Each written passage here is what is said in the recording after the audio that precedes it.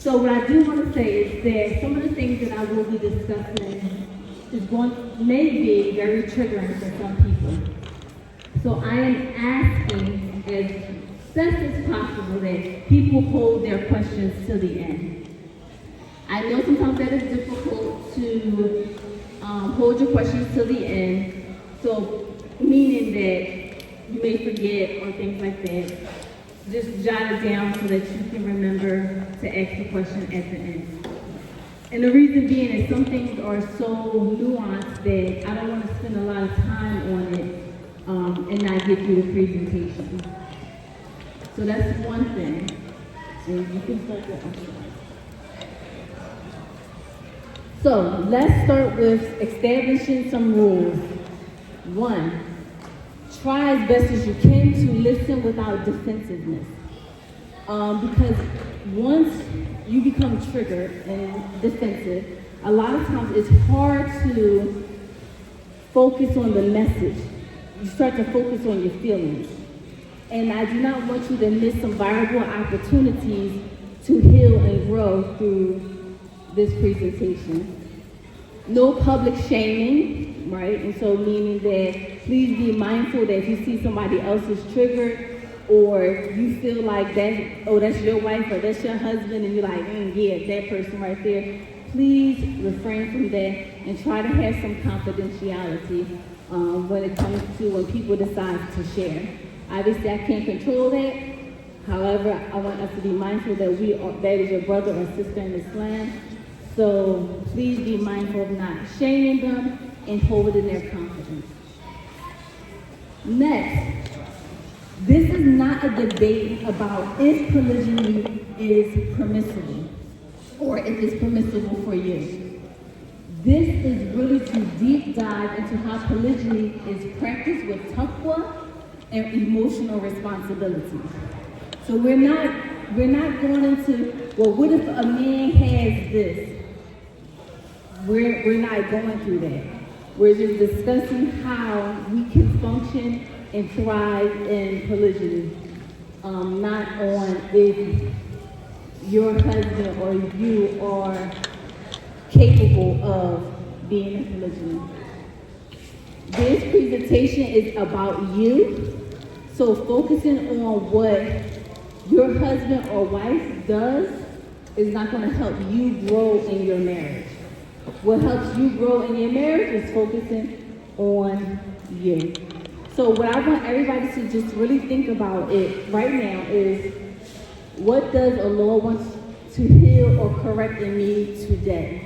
Coming to this marriage conference, coming to heal from whatever wounds that you might have, to grow in your marriage, or to prepare yourself for marriage.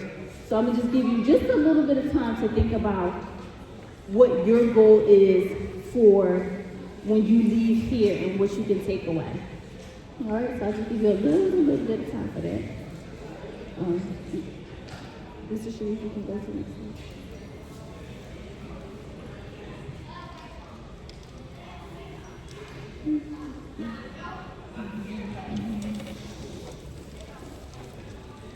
You having trouble?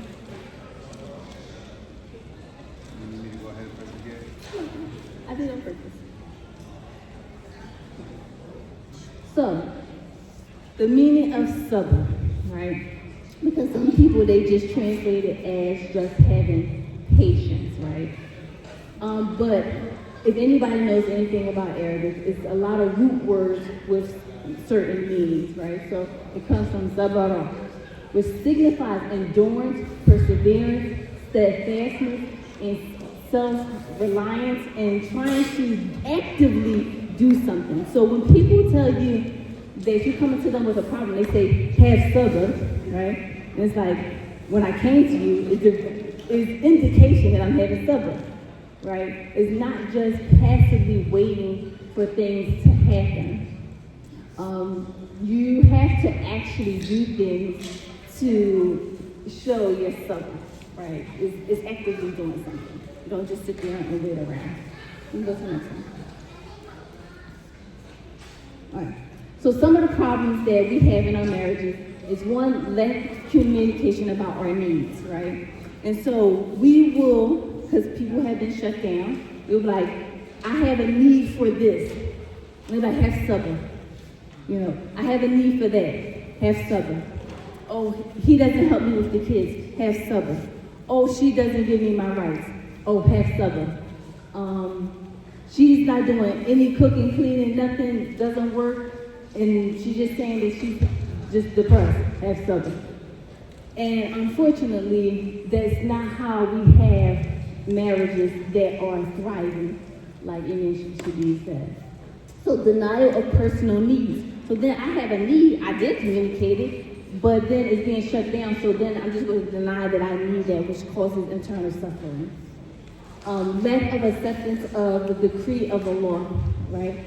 And what that means in this context is not accepting the decree of the law because you married a man that is abusive. That is not what I'm talking about. Let's just say y'all having financial difficulties, right? So that may cause some conflict in your marriage.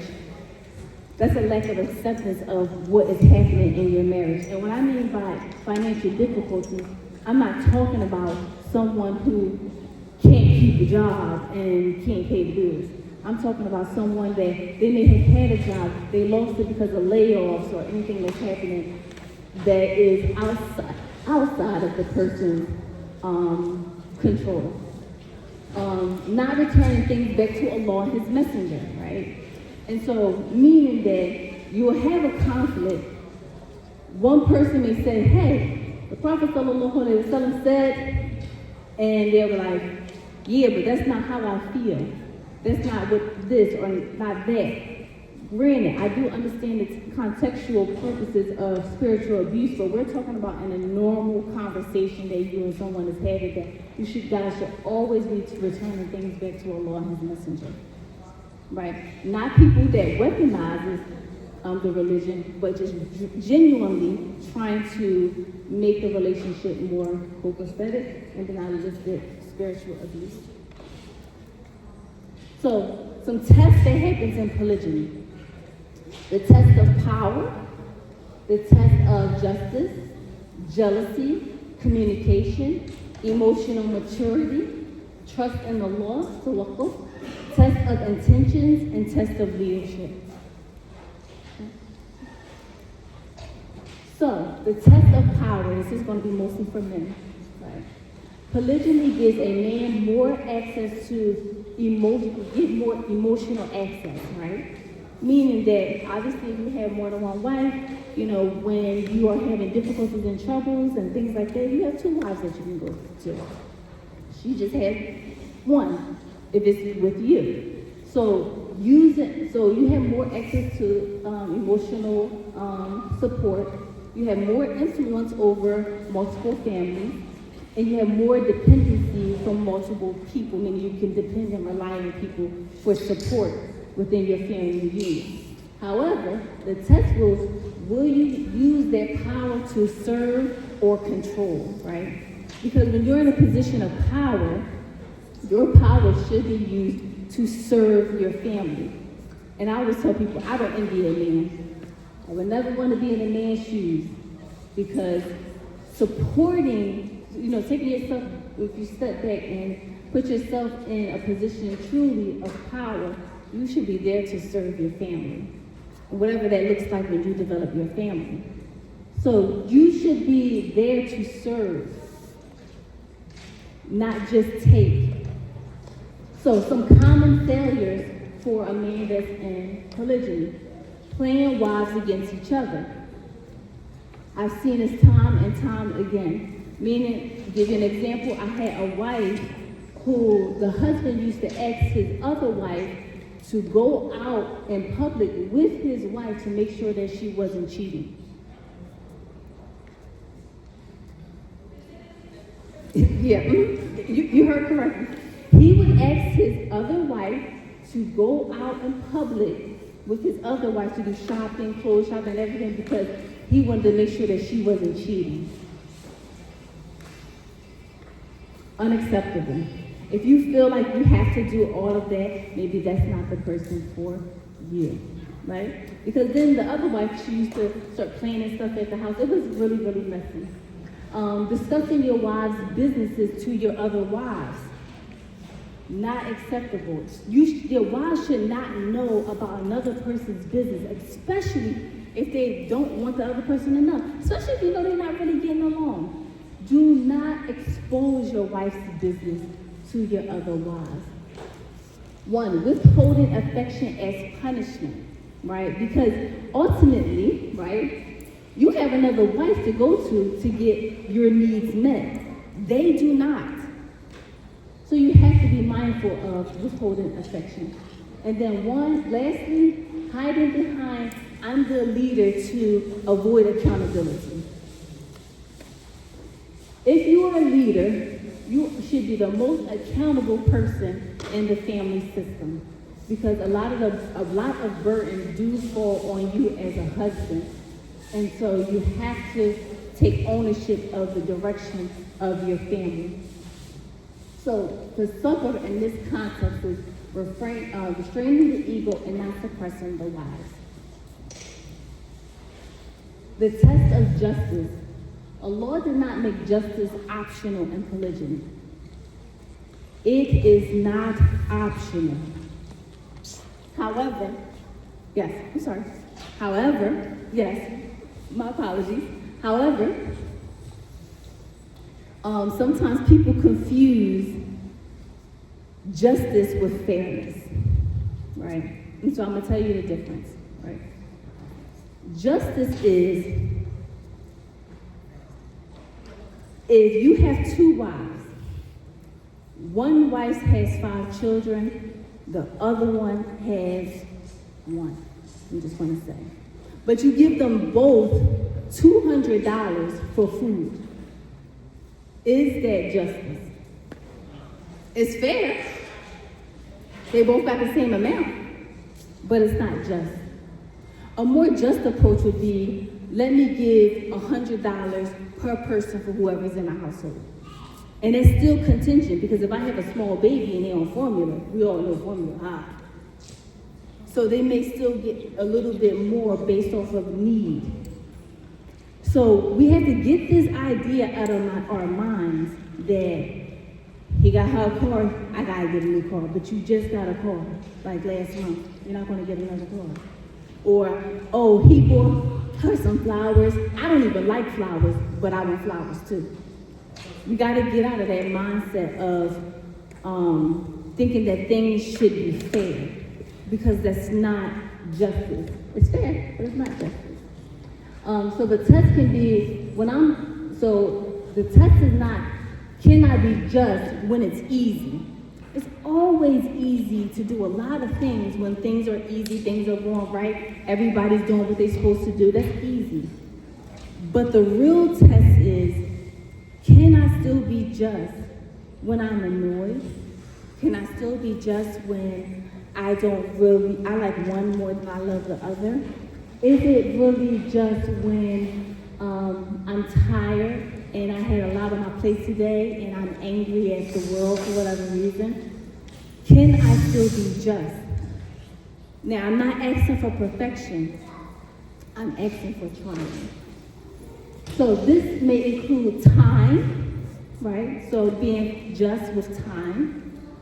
And again, it's contingent when it comes to time. Because if you have one wife who is extremely sick, it would be honorable to be like, hey, she's sick. Is it okay if I do X, Y, and Z?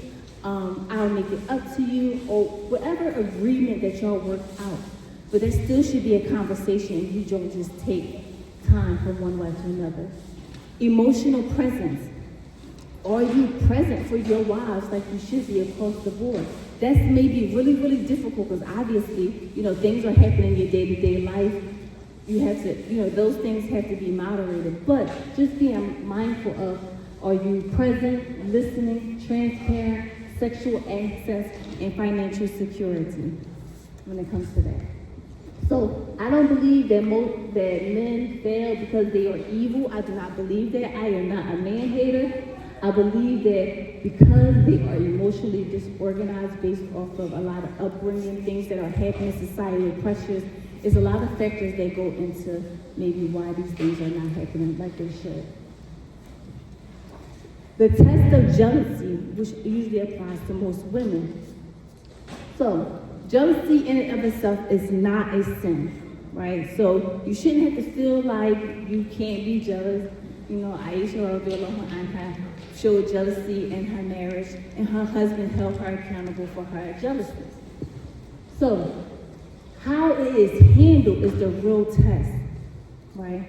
Am I going to make up lies on her? Or am I going to comply with my husband's request to follow my co-wife around to see if she's cheating, right? Is it going to become bitterness? Am I going to be angry? Am I going to, because I've also heard of women starting to like copy what the other wife do, which was real strange. Example, you know, they'll learn that one wife cooks something, they start cooking the same thing. Oh, she got these kinds of dishes, and you start replicating, and you start to lose yourself because you want to be who you think he loves more, right? And so then you have to ask yourself this question: do I love him more, myself more, or the law more? Because that's really a lot going on right there. So, or will you become honest and have boundaries and grow? Because this also is the time for you to learn who you are and have time. I can't tell you how many times I've seen women, they'll be like, oh my God, you know, my man is always up under me. I wish he would go out with his friends. You laugh, I'm so serious. I'm so serious. Yes, they will say that. But then mad when he go get another wife. Well, you didn't want him to be underneath you, so he went and was underneath another woman, his wife, which is halal and acceptable, and it's an honorable thing to do. So, what breaks women is not another wife. I know y'all might always think that, oh, he got another wife, this is breaking me. I want y'all to say in your mind, y'all don't have to raise your hands, how many women have been in a relationship with a man who they knew was in a relationship with somebody else, right? And be honest with yourself. And if you say that was never me, I would never be with somebody who was in a relationship with somebody else. Okay. How many of y'all were in a relationship with someone who you knew was cheating on you, and you stayed? Since that's called polygyny, unofficially. It's a sin, but unofficially, you were in polygyny. So a lot of women keep saying that I'm not for polygyny, I'm monogamous, but you've had these experiences and you accepted it. But then you come to Islam and say that's not what you want. The real problem is not about being in polygyny. The real problem is he can call the other person a wife. So, it's the belief that their pain is un-Islamic. So that creates emotional shutdown. That creates somatic illnesses, which is when you start having body pains and aches and spiritual numbness. That is not sabr. That is an injury. You should be able to acknowledge your pain about being in polygyny. Because I'm not trying to say that it's not hurtful. I don't want anybody to think that what I just said negates that you shouldn't be hurt. That's not realistic. But what I am saying is that you have to be able to be honest with yourself and say, why am I truly hurt? Is it the way he went about it? Is it that it's right up front and center in my face? Is it that other people are going to know that now I'm in polygyny? Like, you have to be honest with yourself about what is the reason that you are hurt about what happened when it came to polygyny. I'm not saying that all of it is your fault. What I'm saying is acknowledging what is true and not just making blatant statements. So the test of voice versus silence, right? So every polygynist home faces this idea of, do I speak my truth? do I talk about my pain that I am experiencing, right? So, do people talk the truth, or do they stay silent to keep the peace?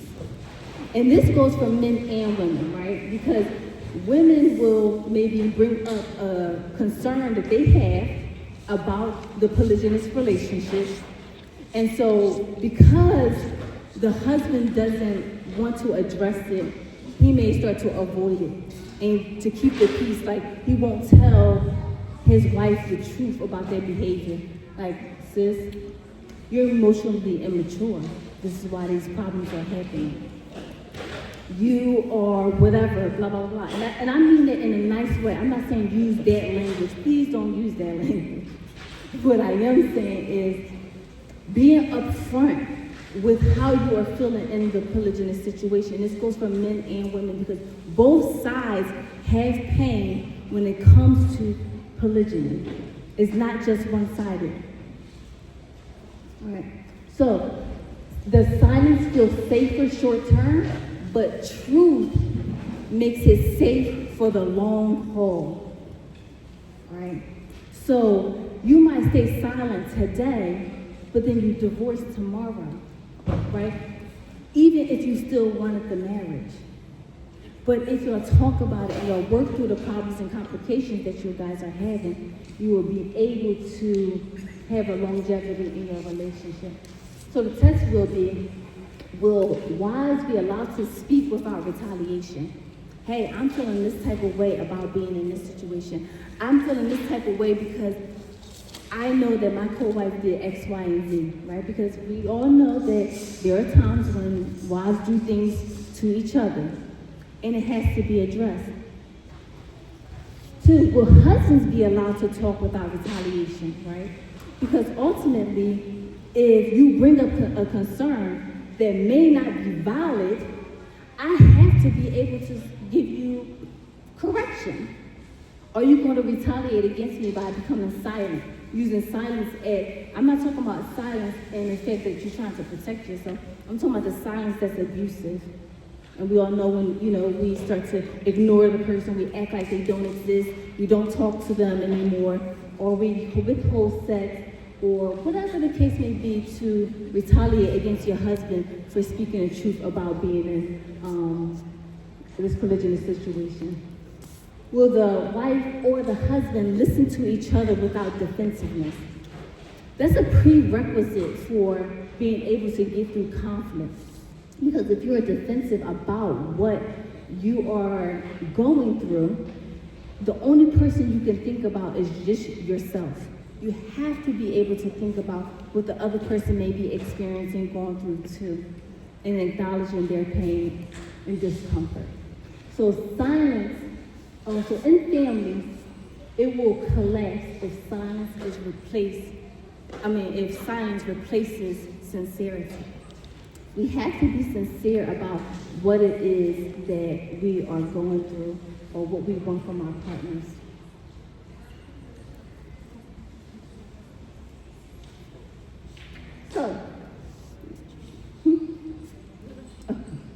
So with polygyny, right? This is one of the benefits of polygyny, right? Is that it gets to show you who you are. Right? We be thinking that everything be about just, and I think it's strange because I see a lot of women say this when I'm giving counsel about them, being in polygyny. And they'll be like, he gets to, because this is the number one thing I swear by law that I usually hear, the intimacy part. I don't know what people be thinking be happening in marriages, but I don't think that no one is doing that all day long. Like, I just have no idea what it is that people be making up. But if you're honest, it's about, I'm having attachment issues, right? I feel like my attachment to you is going to go away because somebody else is in the picture. I'm feeling like I might be abandoned or I might be replaced because you have another wife, right? And I know of sisters who Some brothers or husbands, they will weaponize polygyny, like, I'll just go get another wife, you know. And so that may magnify your feeling of being abandoned. Control patterns changes, and then sometimes conflict starts to get avoided.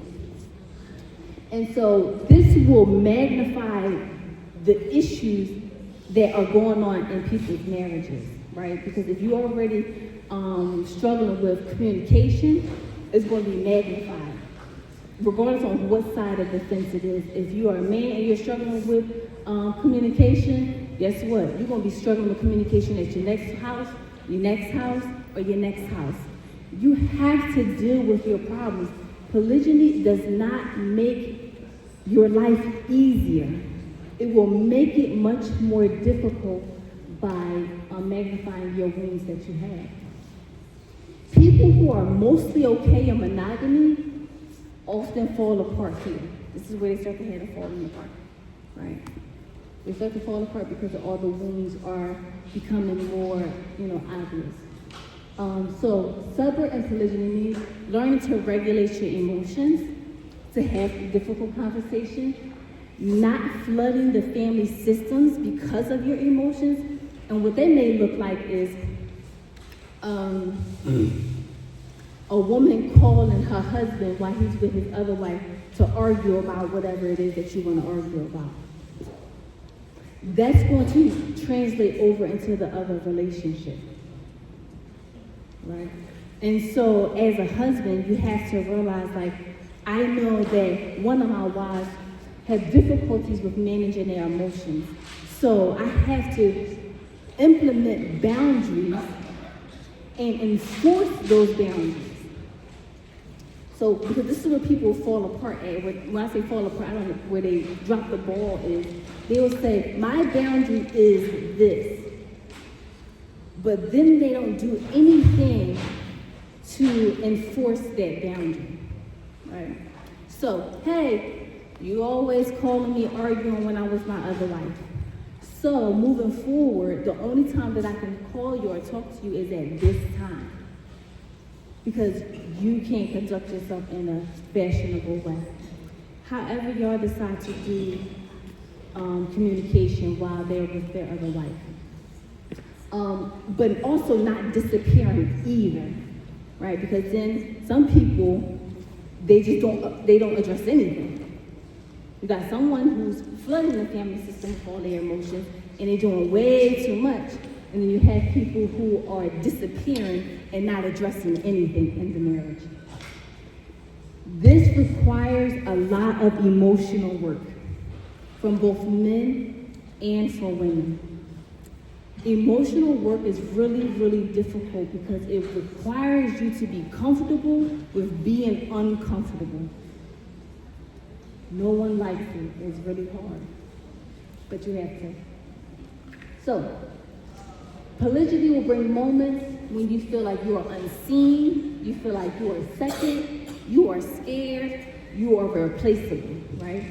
But I promise you, a lot of these feelings that you may have when they come up, you probably already felt them before another woman came into the picture.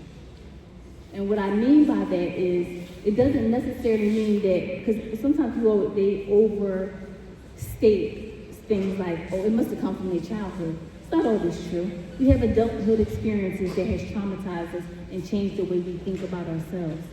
And so again, I'm gonna go back to the point of if a brother uses, I'll just get another wife, these feelings can start coming up in your marriage.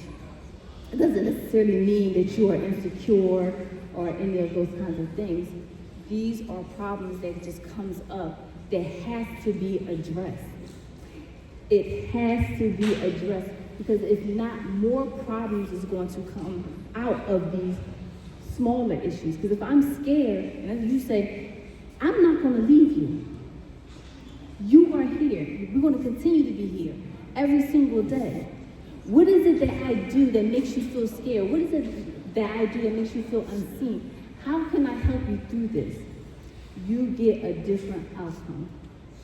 So, the test will be, will you cling to Allah or collapse into comparison with your co-wife?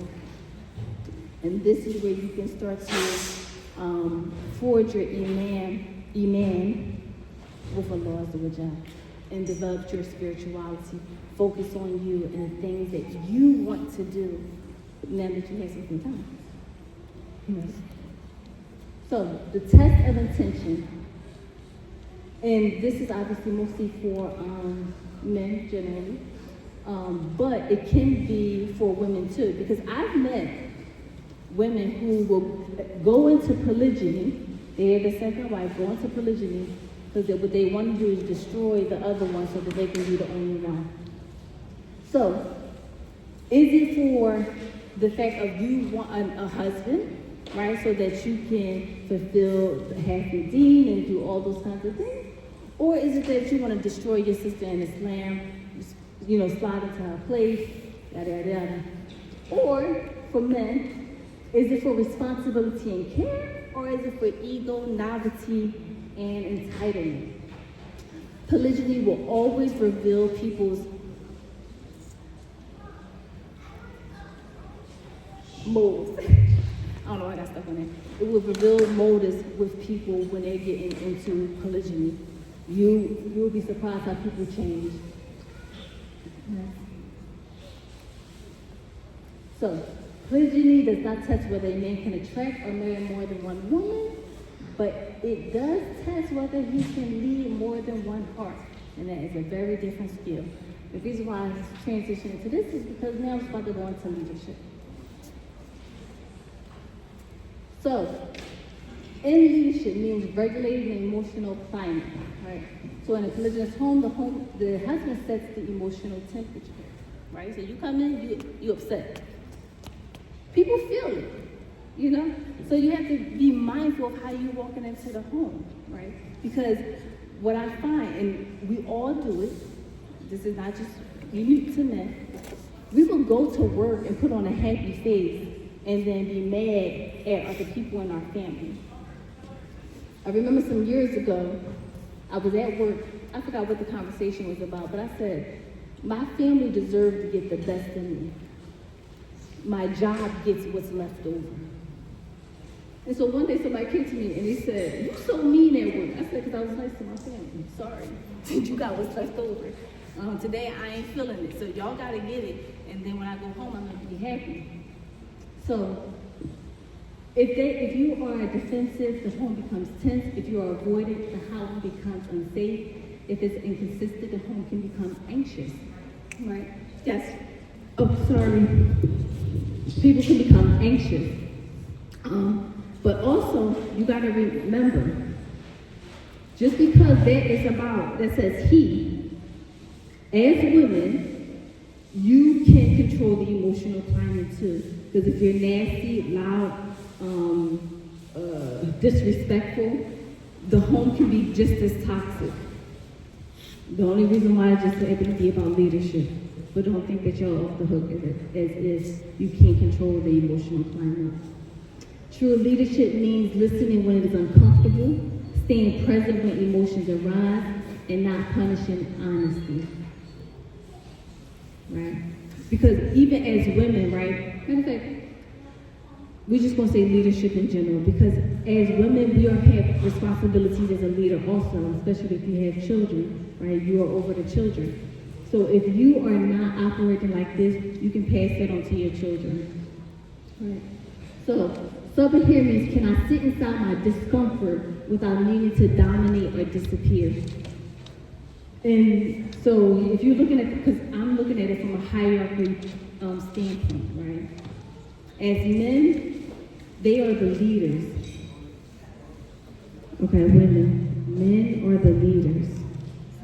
If you feel like, or you believe, or you think that your husband is not a leader, you're in the wrong marriage.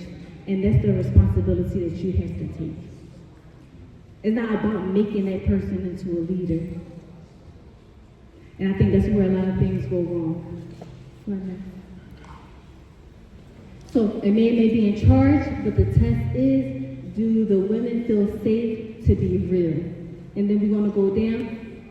You may be in charge as far as over the children, but do the children feel safe to be real? What safety look like, being able to cry without ridicule, being able to express jealousy without being ashamed, being able to disagree without retaliation. If a woman has to self-censor to survive, leadership has failed, even if rules are being followed, right? So now, from top down, think about if you have children who, you ever see them children who are real obedient, then they go off to college, they wilding out, they ain't got no, they uncensored. It was a problem with their parents. Yeah, they was getting straight A's, they was doing this, they did everything you asked. And as soon as they got this moment of freedom, they did whatever it is that they want. So being mindful that when you're a leader, being a leader also means that you know how to follow, right? And adjust to whatever it is that other people are going. So, many men and women confuse I'm the leader with I don't have to explain myself, right?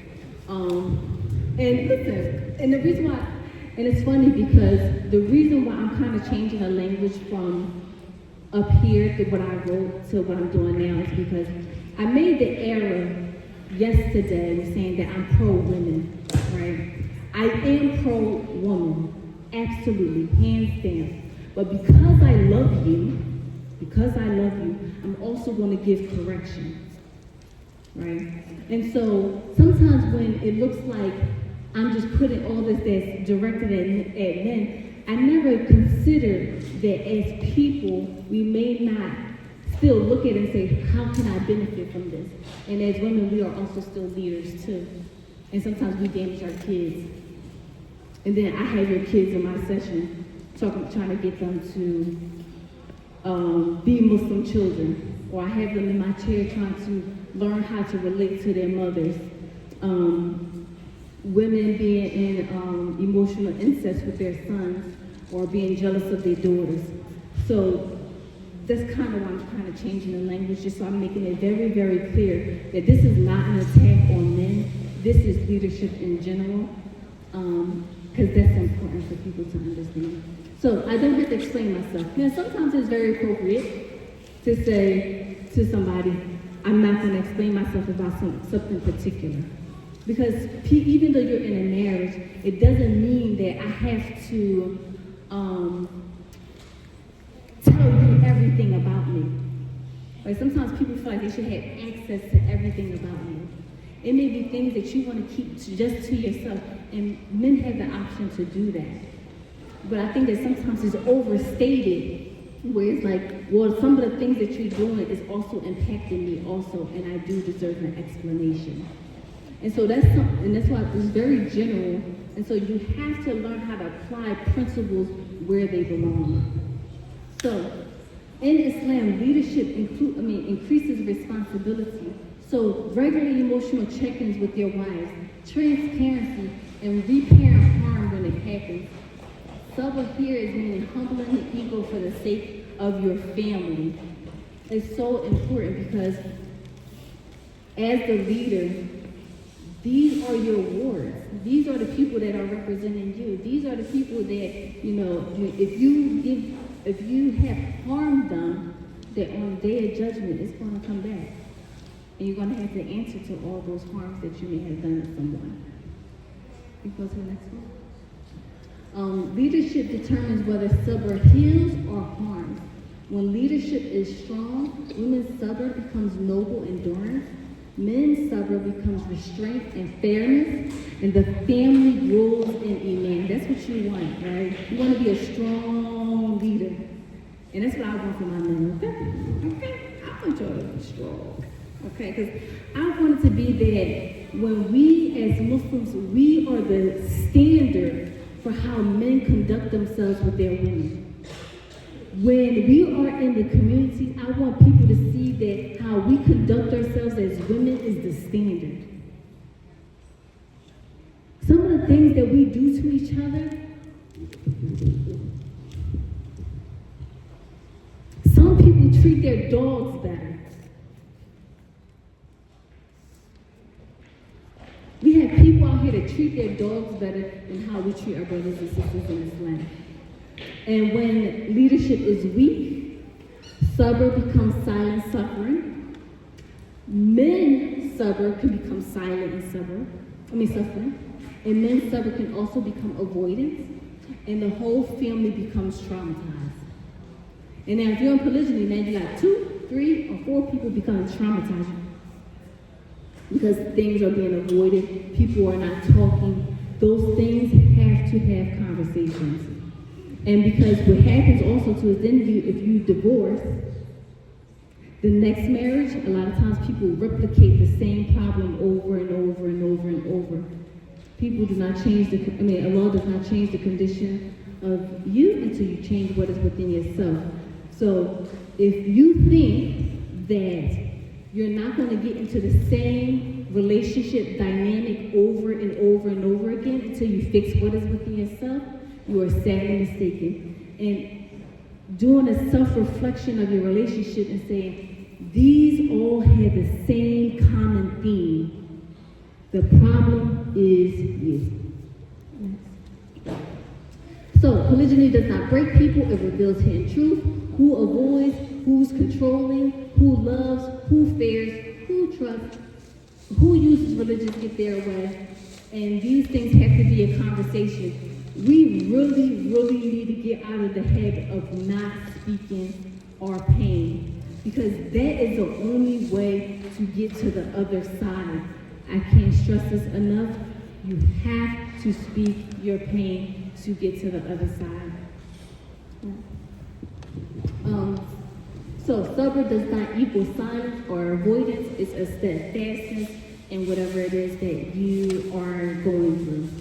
So just keep that in mind, that it's not just having patience, but it's also actively doing something so that you can change your condition. Okay?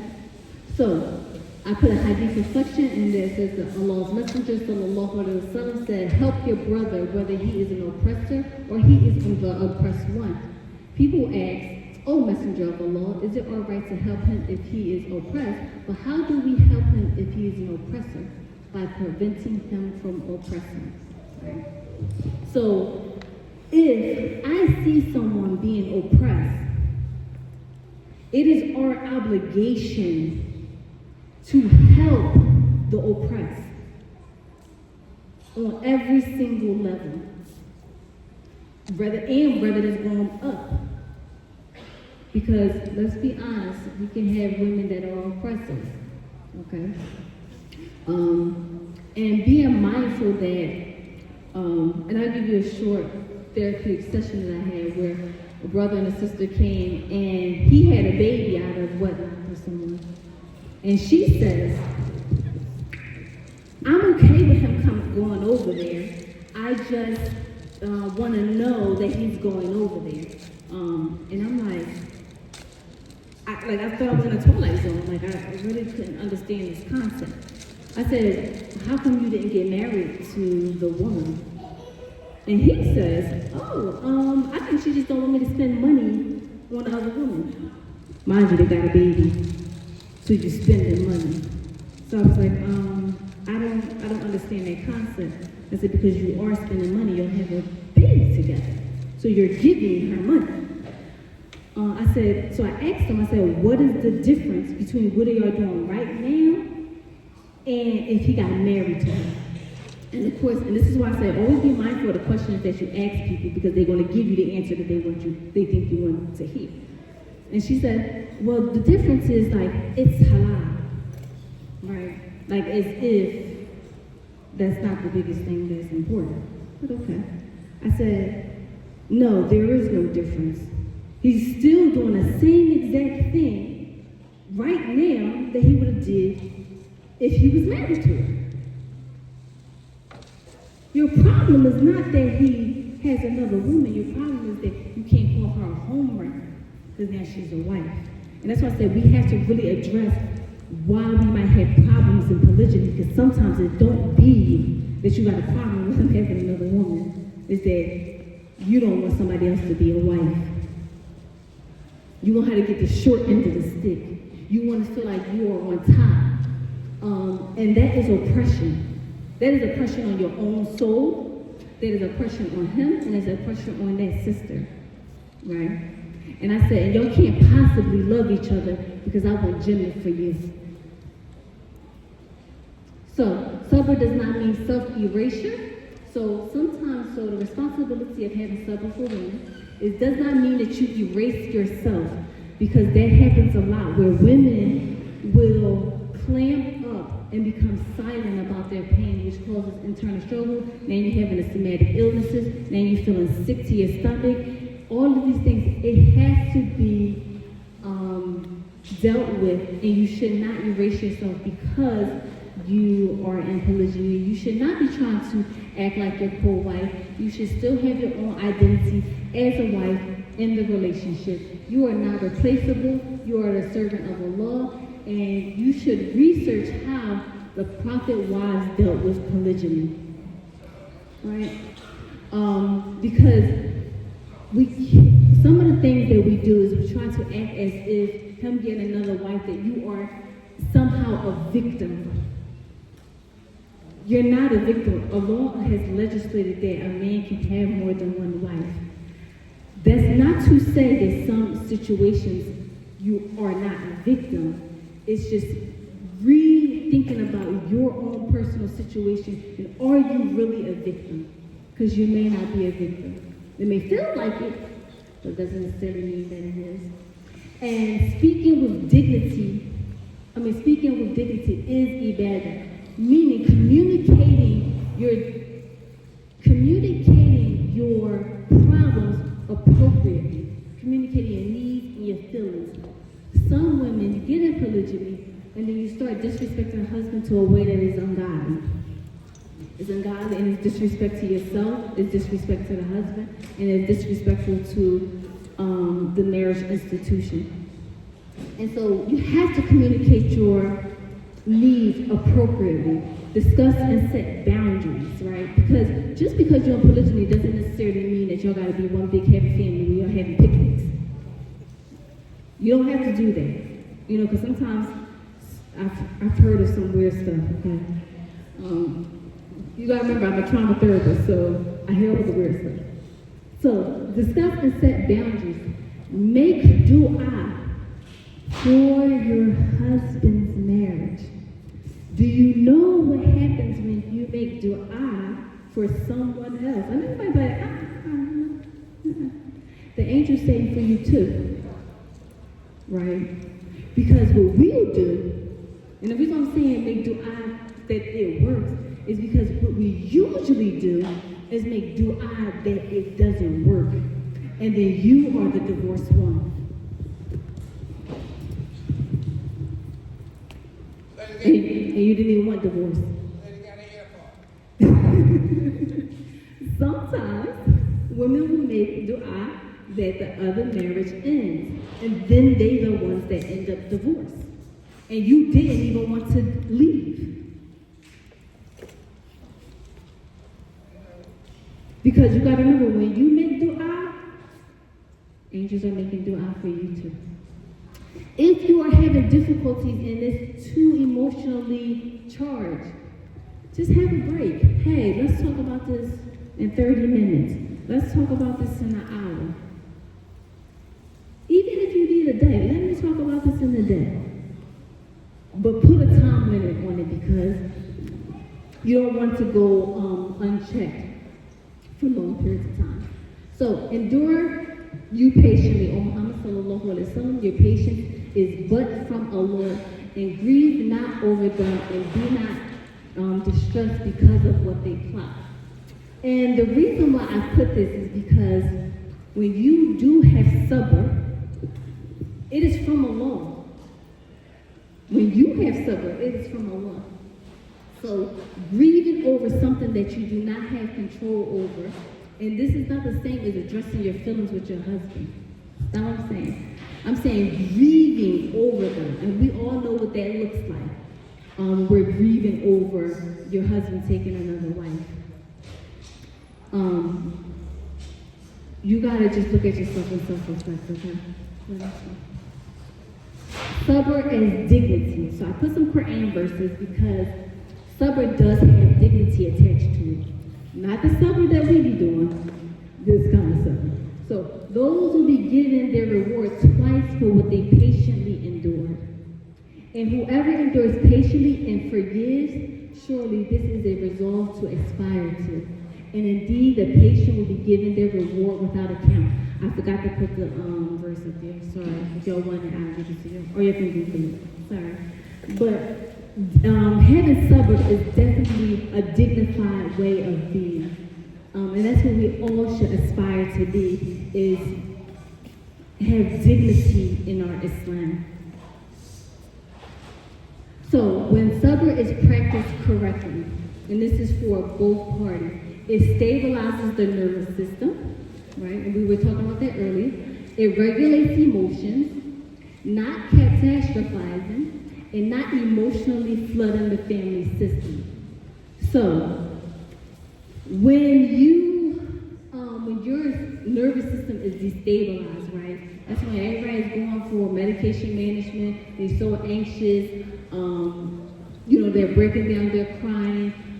But when you and your partner are practicing sabr correctly, these healings can happen within the marriage. This lowers anxiety, hypervigilance, emotional volatility, and the brain learns I can feel pain without losing myself. Because we're all going to experience pain. But if we are not handling our pain efficiently and correctly, what's going to happen is you will lose yourself in pain. You will become someone you don't recognize. And we don't want that. And then what happens is once your nervous system is activated, so the part of your brain that makes all the decisions, which is your frontal lobe, it actually goes on offline, and you can't make appropriate decisions. And so when you are not patient, and this I'm using patience specifically, to lower and reduce your anxiety, it will not allow you to make decisions appropriately and correctly. And that can have adverse effects within the family. Okay, so when it's practiced correctly, it protects against trauma, from being silenced, dismissed, or being gaslit with religion.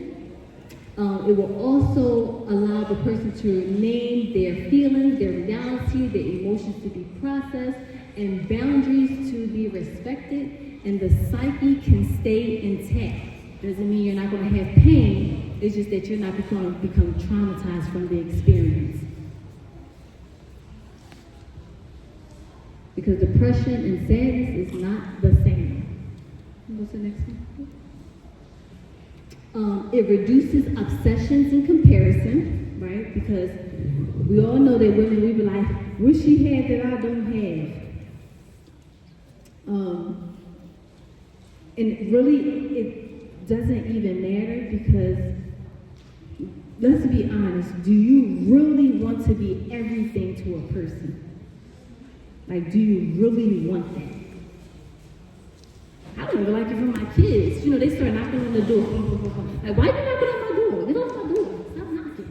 You don't want to go away. You want to just, you can't be everything to someone. It's not fair to anyone. To anyone. People should have their own relationships outside of just the marriage. So it reduces obsessions and comparison. So you won't be, why her? What do they have that I don't have? I mean, when I was in polygyny, right, y'all might think this is conceited, but you couldn't tell me that I wasn't the best thing since sliced bread. She ain't had nothing on me. I didn't even know her. But guess what, baby, I'm better. Period. I don't care what nobody said. I'm better. And even though that might sound like outrageous, it's lowered the thoughts about what's going on over there. Because, baby, you can't wait to come back here. I already know. I have no evidence. But the evidence is in my mind. Okay? So, when you have sabr, it anchors the heart back to Allah, the purpose, and your long-term meaning.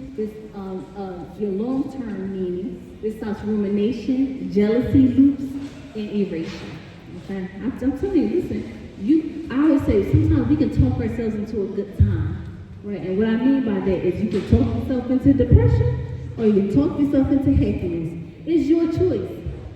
It's not to say that things are not happening, but it is to say that you have autonomy on how you decide to process your emotions.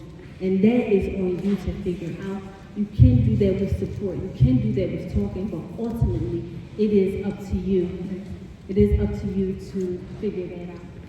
So, when Zafirah is misused and is used for suppression, silence, and submission, it can cause anxiety disorders, depression, emotional numbness, somatic illnesses, religion trauma, passive resentment, and spiritual confusion about unlawful justice. So, because the nervous system experiences these things, it feels trapped and you cannot speak. And then what happens is you start to have learned helplessness. Do anybody know what learned helplessness is? You all know what it is? So then we have learned helplessness, and that's a trauma state, which is basically the freeze response. So just for people who may not know what that is, so if I saw this video where they had a classroom full of students, and the teacher gave out 2 different tests, but they didn't know that it was 2 different tests, and she would read off what the answers was, and half the room was getting it wrong. And so eventually they got to a point where they just gave up because they're like, I'm going to get it wrong anyway. The reality of it was you didn't have the correct test. So, you got to be mindful that, like, am I being helpless because I have learned helplessness, or is it really a reality that I'm being silenced? And that's why I said it's always important. It's always important to really, really think about what's your issues or concerns. So a law never commanded Zafirah that erases identity, requires silence or injustice, or destroys your mental health. The Prophet ﷺ listened to his jealous wives. He did not tell them to just have sabr and be quiet. He is our model. He is our model. Their wives are our model. Learn. Healthy sabr is emotional resilience, spiritual grounding, secure attachment, psychological strength. Unhealthy sabr creates trauma, depression, faith crisis, and family breakdowns. And thank you. Any questions? Go ahead, yes.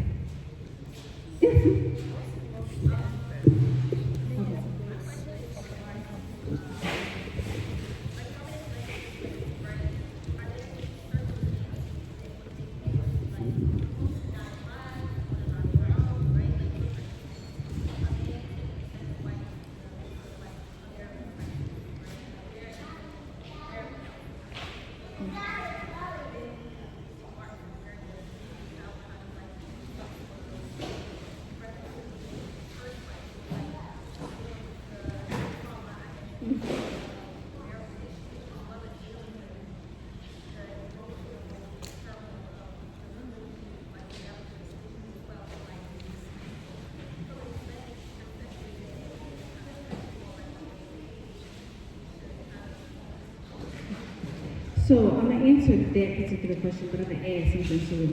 I think that if you are in marriage counseling, so she was asking if there circumstances where polygyny might not be advised, or like say if there's a marital crisis that's happening where they're in couples counseling, and then he goes out to pursue another wife.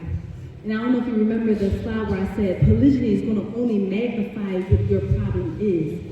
So I would never advise someone who's sitting in my chair to start to pursue polygyny while they're in a marital crisis.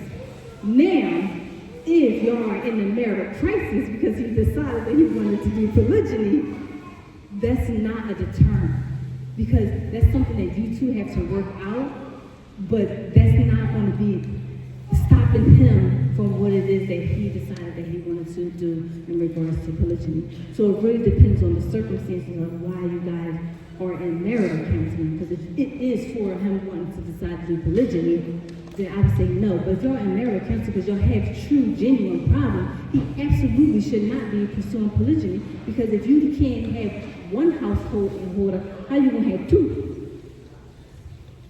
It doesn't even make sense. If I did hear your question, so I'm gonna answer. If you're having extreme financial difficulties, you should not be pursuing polygyny. How are you going to take care of both of these homes?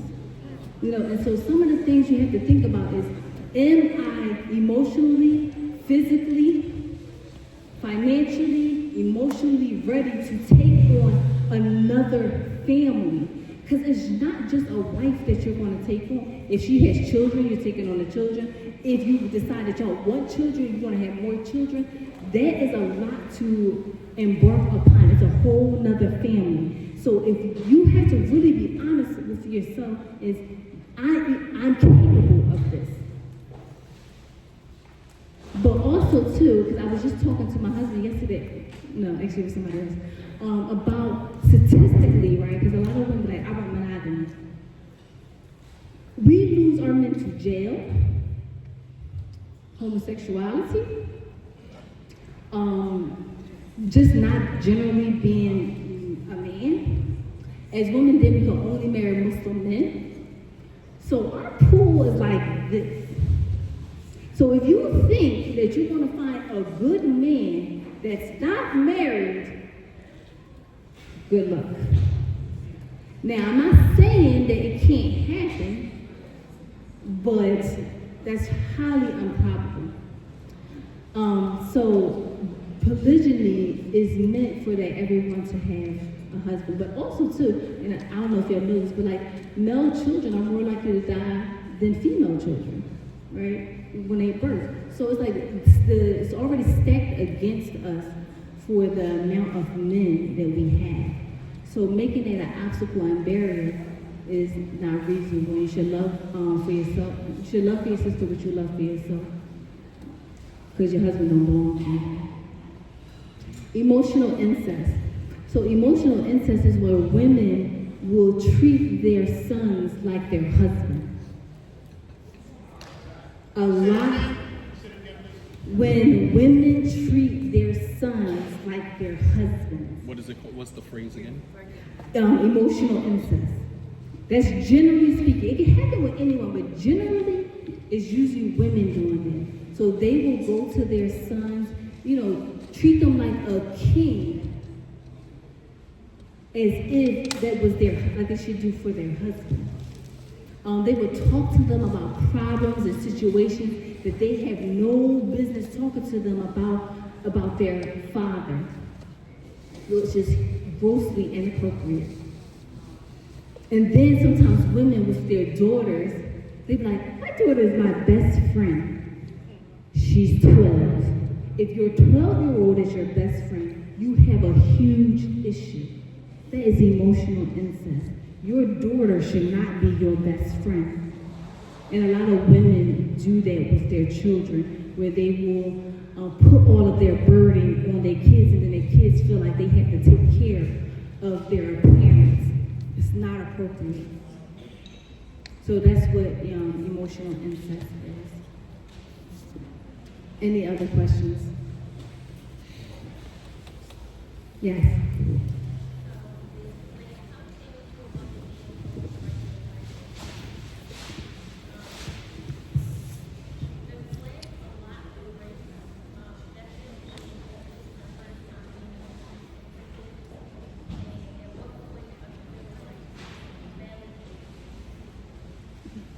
So she asks, women are told to regulate their emotions, and when does it become that their emotions are violent? So when I say regulate emotions, I don't necessarily mean dismiss how you feel. Regulating emotion is like, I feel angry, and so because I feel angry, I punched you in the face. That's not regulating your emotion. But saying I am angry because of X, Y, and Z, and y'all working through whatever it is that y'all working through, that's what you want. So whatever you hear, well, for me, I'm going to only speak for me as a clinician. When I say you have to regulate emotion, I'm not asking you to dismiss your emotion. I'm asking you to behave appropriately with proper etiquette and manners regarding how you feel. Right? So that's the difference, but not actually dismiss it. Because your feelings is your feelings. Zafirah. Yes. All right, so my time is up. I'll be here. If you have any questions, you can ask me. Assalamu alaikum wa rahmatullahi wa barakatuh.